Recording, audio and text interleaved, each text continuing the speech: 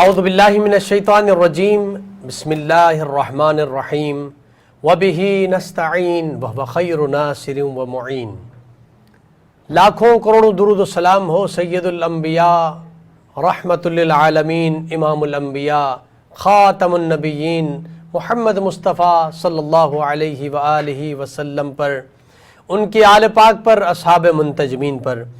नाज़रीन कराम, प्रोग्राम उम्मीद निजात के साथ आपका मेज़बान डॉक्टर सईद मुज़फ़्फ़र रिज़वी आपकी खिदमत में हाज़िर है। मेरी जानिब से आप तमाम मोहतरम नाज़रीन की खिदमत में अस्सलामु अलैकुम व रहमतुल्लाहि व बरकातुहू।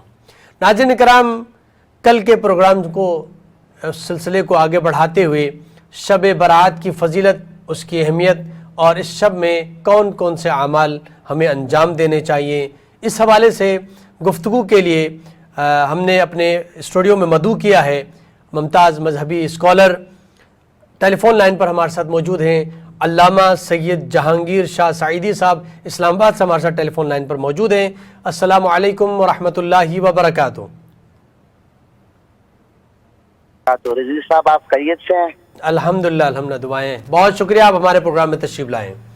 जी हज़रत, आपकी शफ़क़त, आपकी इनायत कि आपने याद फरमाया। जज़ाकल्लाह। हमारे साथ आज के इस प्रोग्राम में दूसरे मेहमान मजहबी स्कॉलर मोहतरम जनाब मुफ्ती मोहम्मद जाहिद असलम रिज़वी साहब हमारे साथ स्टूडियो में मौजूद हैं।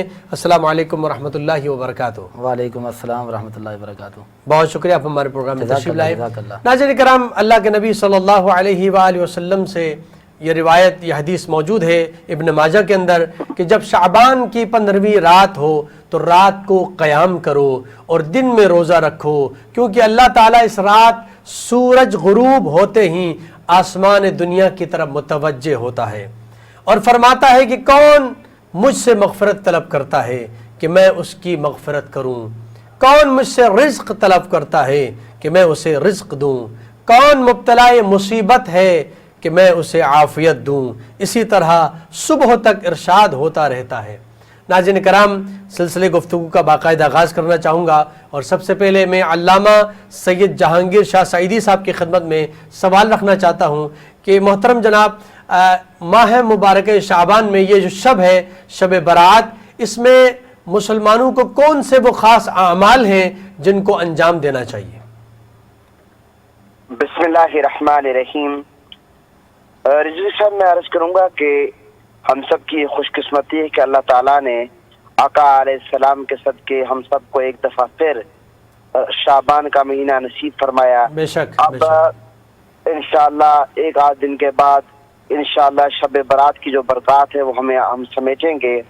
ये बहुत ही बाबरकत महीना है और शाबान की जो ये शब बरात है, 15वीं रात, बहुत ही बाबरकत रात है। अल्लाह ताला इसकी जो फ्यूज और बरकत है हमें समेटने की तौफीक अता फरमाए। आमीन आमीन। मैं अर्ज़ करूँगा कि इस रात को खुशकिस्मत हैं वो लोग जो इबादत में गुजारते हैं और अपने रब से लो लगाते हैं, गिड़गिड़ाते हैं, आउज़ारी करते हैं। दरअसल ये वो बेहतरीन रात है जिसमें आप अपने रब को राज़ी कर सकते हैं, रब से लो लगा सकते हैं। वैसे तो हर लम्हा हर घड़ी अल्लाह ताला बंदे की इशारत से ज़्यादा करीब है, अल्लाह ताला से हम राब्ता कर सकते हैं, लेकिन कुछ रातें ऐसी हैं जो मकबूलियत वाली रातें हैं जिनमें अल्लाह ताला की जो रहमत है वो जोश में होती है। जब बंदा रब की बारगाह में झोली फैलाता है, अल्लाह ताला खसूसी करम फरमाता है। मैं अर्ज करूंगा इस हवाले से इस को ज्यादा से ज्यादा हमें नवाफिल पढ़ने चाहिए, कुरान पाक की तिलावत करनी चाहिए, इस्तिग़फ़ार करना चाहिए, सदक़ात और खैरात करना चाहिए। लेकिन इसके साथ ही मैं एक बात ये भी अर्ज करूंगा कि जिन लोगों की नमाजें बहुत ज्यादा कज़ा हुई हैं उनको इस रात को गनीमत जानते हुए अपने कज़ा नमाजों की अदायगी करनी चाहिए। और जिनको, क्योंकि हमारी बदकिस्मती है कि कुरान मजीद से हमारा ताल्लुक कमजोर है, हम पूरा 12 महीने कुरान की तिलावत कम करते हैं, 11 महीने सिर्फ रमजान के महीने में कुरान मजीद को खोलते हैं। तो जब इस तरह की मुबारक रातें आए, वो शब बरात हो, वो शब कदर हो, वो 12 रबीउल अव्वल की रात हो, तो इन रातों में हमें ज्यादा से ज्यादा कुरान पाक की तिलावत करनी चाहिए, वो एक आध सूरत याद कर लेनी चाहिए। क्योंकि हमारे माशरे में आप देखते हैं कि नमाज में सूरह इखलास के अलावा लोगों को कोई सूरत ही नहीं आती। तो इसलिए मैंने आज जुम्मे के इत्तिमाम में ये बात की है। मैंने कहा कि बहुत सारी ऐसी चीजें हैं कि हम فرق نہیں کرتے کہ فرض کیا ہے، واجب کیا ہے، اور سنت مقطع کیا ہے، اور یعنی کہ سنت غیر مقطع کیا ہے، مستحب کیا ہے، نفل کیا ہے۔ مثال کے طور پر آپ دیکھ لیں، لوگوں پر حج فرض، لوگ حج فرض نہیں کرتے، عمرے کرتے ہیں۔ لوگوں پر زکوٰۃ فرض ہے، زکوٰۃ لوگ ادا نہیں کرتے، لوگ کیا کرتے ہیں کہ صدقات و خیرات کرتے ہیں۔ لوگوں پر یہ ہے کہ نماز فرض ہے، لوگ نفلی عبادت کرتے ہیں۔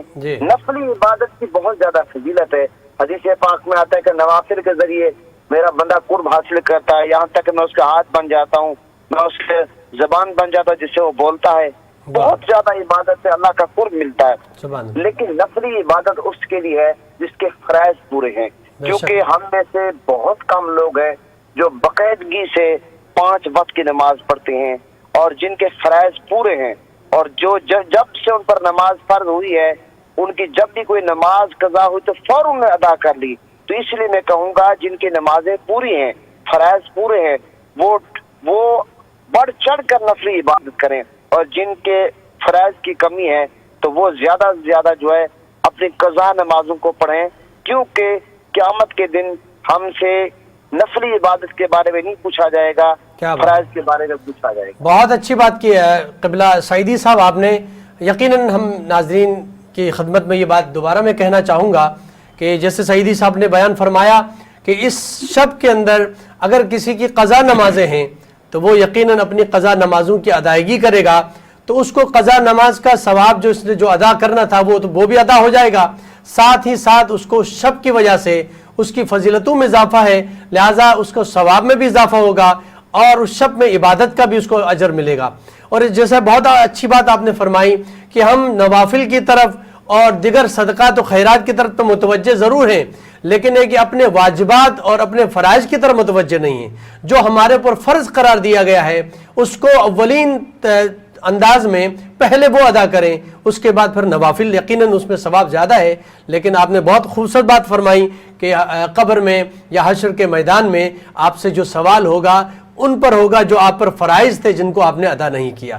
تو اس شب کے اندر بہت اچھی بات ہے کہ ہم اپنے فرائض کو ادا کریں، قضا نمازوں کو ادا کریں، اور اگر کوئی چیز ہمارے اوپر ادا کرنی باقی ہے تو ان چیزوں کی طرف متوجہ ہو جائیں۔ ناظرین کرام، یہاں پر ایک مختصر سا بریک کا وقت ہوا چاہتا ہے، بریک کے بعد دوبارہ آپ کی خدمت میں حاضر ہوتے ہیں، ہمارے ساتھ رہیے گا۔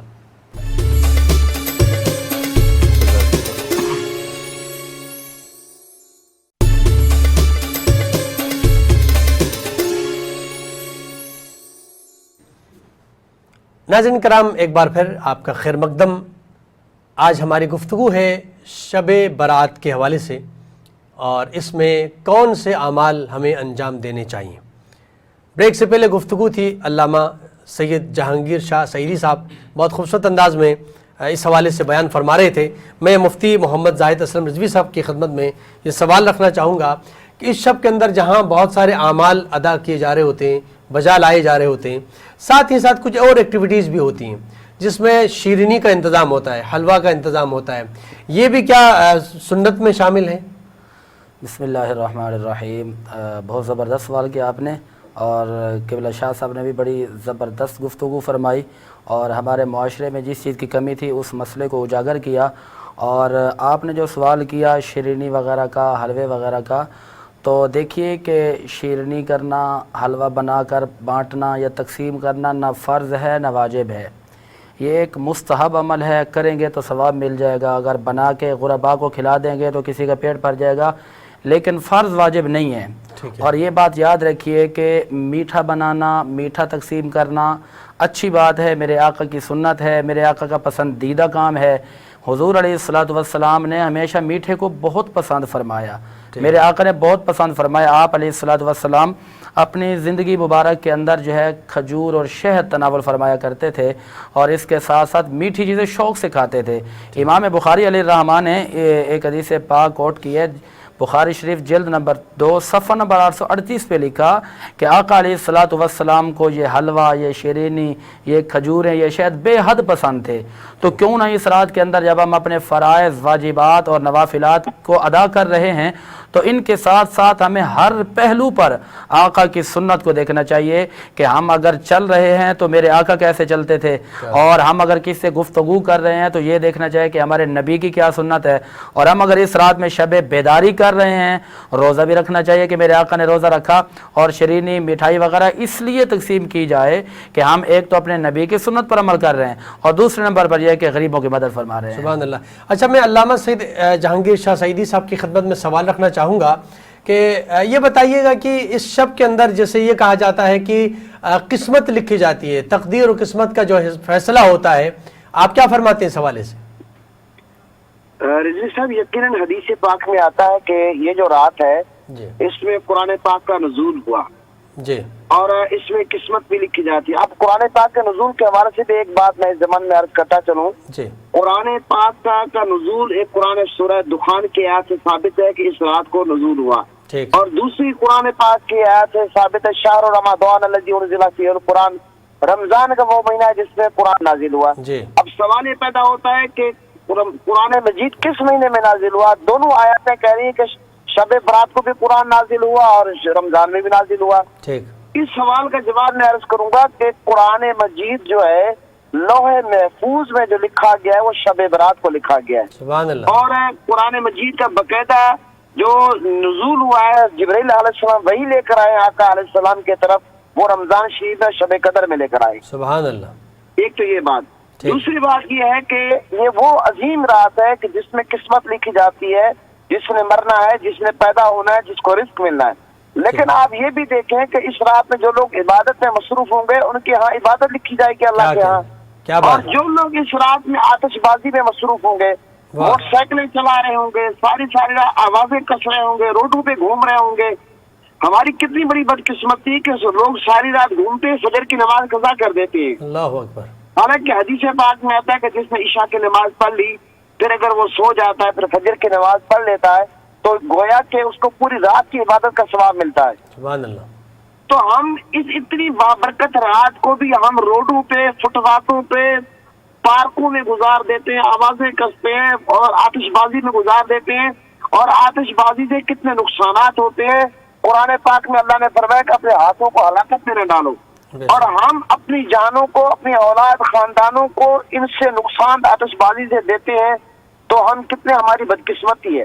اور رضوی صاحب میں اس ضمن میں ایک بات اور بھی عرض کروں گا، جی، دراصل یہ توبہ استغفار کی رات ہے، بے شک، اللہ کو بے شک، منانے کی رات ہے، بے شک، لیکن بہت سارے لوگوں کو یہ پتہ نہیں ہے کہ توبہ کا طریقہ اللہ نے قرآن میں کیا بتایا۔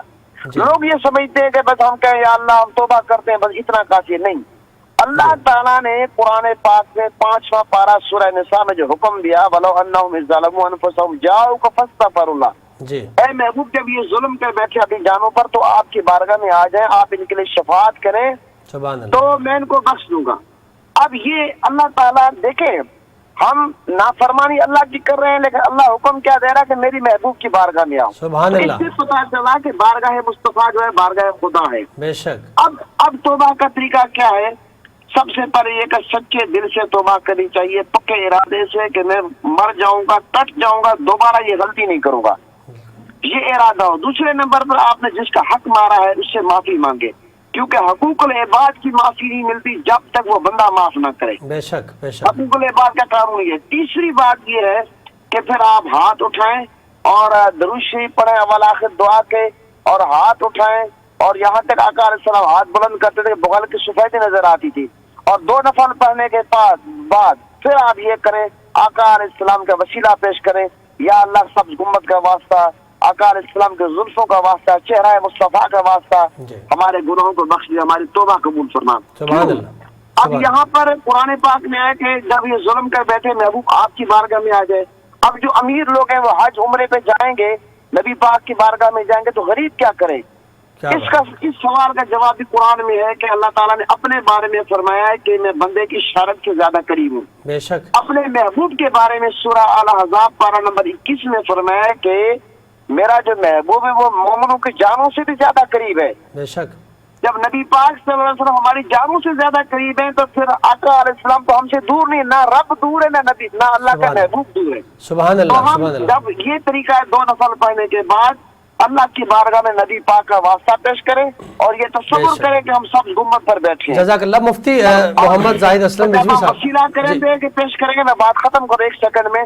तो यकीनन तौबा का यही तरीका है जो बहुत कम लोगों को पता है, इस तरीके से हमें तौबा करनी चाहिए। जी, बहुत शुक्रिया जी जाहिद असलम रिजवी साहब। आखिर में आप वक्त में हमारे पास बिल्कुल ख़त्म हुआ है, आप क्या कहेंगे इस शब में क्या करना चाहिए? बिल्कुल जी जी, इस शब के अंदर इबादत करें, तौबा करें। तौबा सबसे पहला दरवाज़ा है और तौबा करने के बाद फिर जब शब बेदारी करेंगे, क्योंकि ये तो आप सब लोग जानते हैं कि इस रात के अंदर बड़ी फजीलत होती है। मौला अली रावी हैं इस हदीस के, इब्न माजा शरीफ जल्द नंबर 1 सफ़ा नंबर 99 पे हदीस पाक मौजूद है। तिरमिज़ी शरीफ जल्द नंबर 1 सफ़ा नंबर 156 पे हदीस पाक मौजूद है। अत-तरग़ीब व तरहीब जल्द नंबर 2 सफ़ा नंबर 101 पे मौजूद है। और मुस्नद अहमद बिन हंबल जल्द 2 सफ़ा नंबर 599 पे मौजूद है कि अल्लाह खुद फरमाता है कि है कोई जो मुझसे मांगे। तो बस इस रात के अंदर हर गुनाहगार की मग़फ़रत कर दी जाती है, मगर चंद बदबख्त वो होते हैं जिनकी इस रात में भी मग़फ़रत नहीं होती। और वो कौन लोग हैं? वो होता है चुगलखोर हो गया, कातिल हो गया, तर्क ताल्लुक़ करने वाला हो गया, वालिदैन की नाफरमानी करने वाला हो गया, लोगों के हकूक़ मारने वाला हो गया। इन लोगों के हवाले से तो ये लिखा गया, सही इब्न हब्बान जल्द नंबर 12 सफ़ा नंबर 481 में लिखा गया, और कंज़ुल उम्माल जल्द नंबर 5 सफ़ा नंबर 361 पे लिखा गया। और इसी तरह मुस्नद अहमद बिन हंबल जल्द नंबर 2 सफ़ा नंबर 519 पे लिखा गया। और मुस्नद बाज़ार और बहर और राय के अंदर लिखा गया, दुर्र मुख्तार जल्द सफ़ा 25 पे लिखा गया है कि इस रात के अंदर इन लोगों की भी मग़फ़रत नहीं है। लेकिन आगे मुसन्निफ़ अब्दुल रज़ाक़ के अंदर ये बात लिखी गई है कि अगर ये लोग भी तौबा करें तो जन्नती बन सकते हैं। हमारा ख़त्म हुआ। मैं बहुत मशकूर हूँ अल्लामा सैयद जहांगीर शाह सईदी साहब, आपका बहुत शुक्रिया। आप टेलीफोन लाइन पर मौजूद थे और बेहतरीन गुफ्तगू फरमाई। मुफ्ती मोहम्मद जाहिद असलम रिजवी साहब, आपका भी बहुत शुक्रिया। नाज़रीन करम, बस इतना मैं ज़रूर कहूँगा कि हम मैसेजेस के ज़रिए लोगों से माफ़ी न मांगे कि एक मैसेज हमने चला दिया, फॉरवर्ड कर दिया और मुख्तलिफ ग्रुप्स के अंदर कि भाई मेरी तरफ से अगर कोई ख़ता हुई है तो आप माफ़ कीजिएगा। तो ये मैसेज से माफ़ी नहीं होगी, बल्कि माफ़ी के लिए हमें जाना होगा और सिद्क़ दिल से उन्हें माफ़ कराना होगा जो हमसे अगर ख़ता हुई है। नाज़रीन करम, अपने मेज़बान डॉक्टर सैयद मुज़फ़्फ़र हुसैन रिज़वी को इजाज़त दीजिए।